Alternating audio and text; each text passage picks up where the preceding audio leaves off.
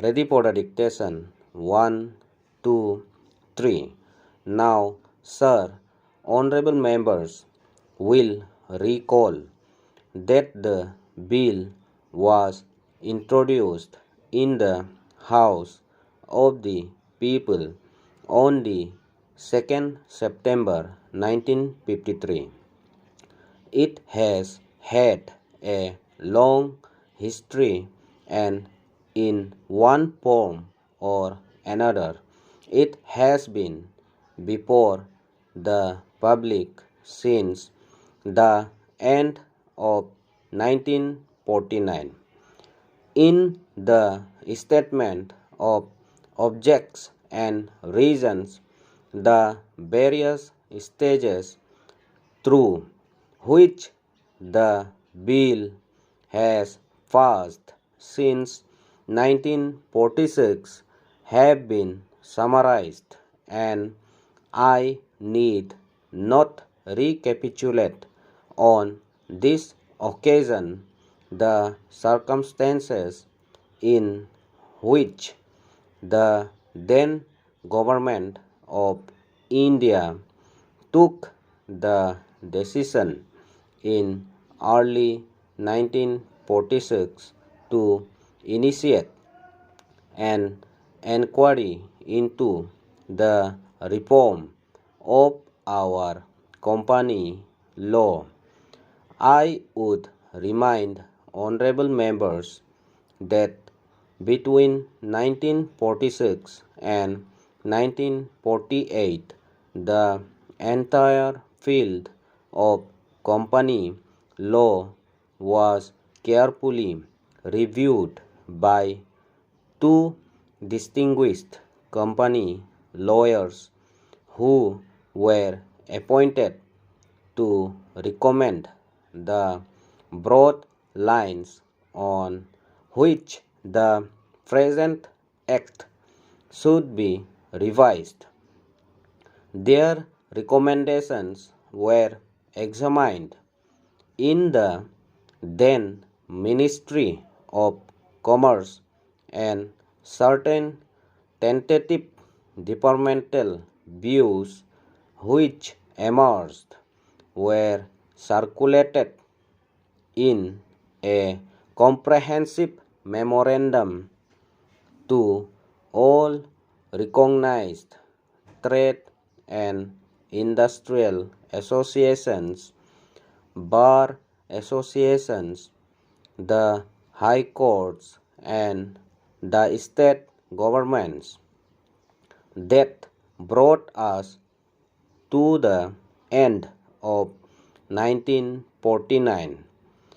Many representations on this memorandum were duly received from chambers of commerce, trade and industrial associations, state governments, and the general public.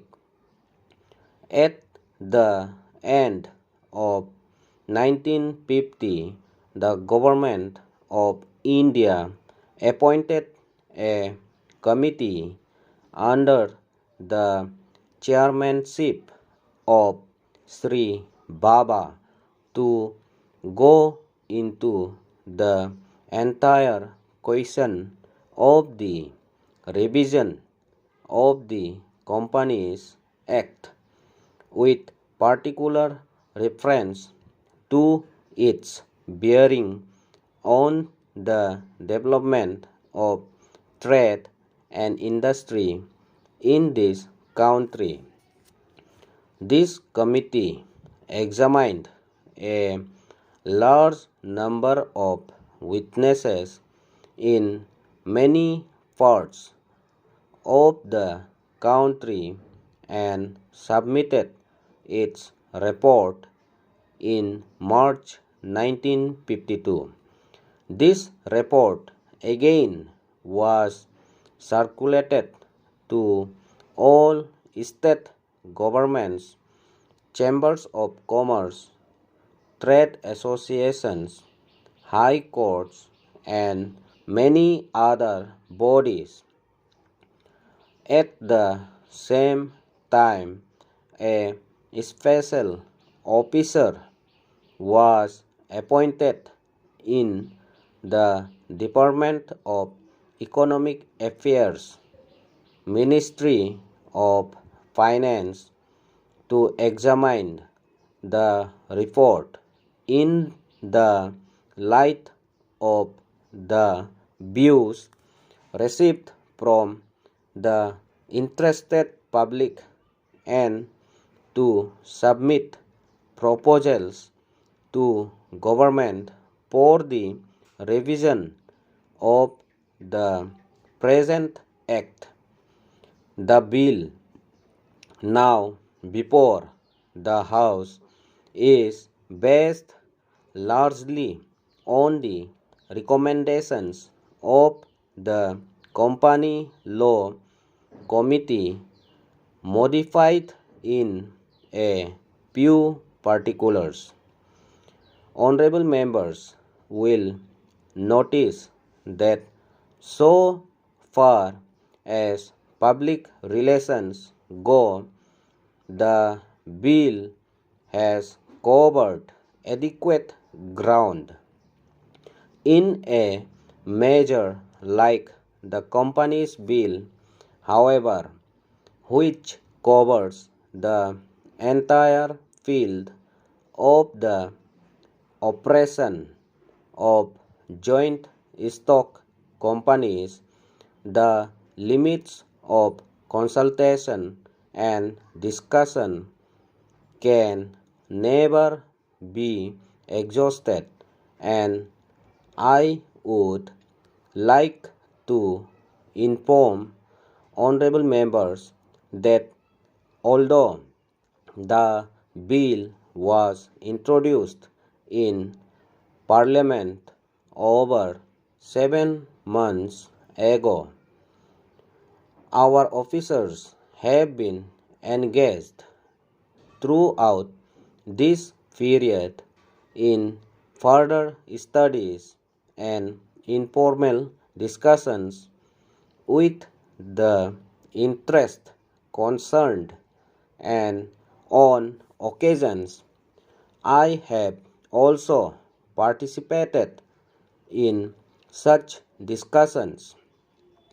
I have also given some further thought to some of the issues arising out of the bill, and I propose at the appropriate stage to bring before the select committee any changes in the provisions of the bill which seem to me to be worthy of consideration in the light of this further examination.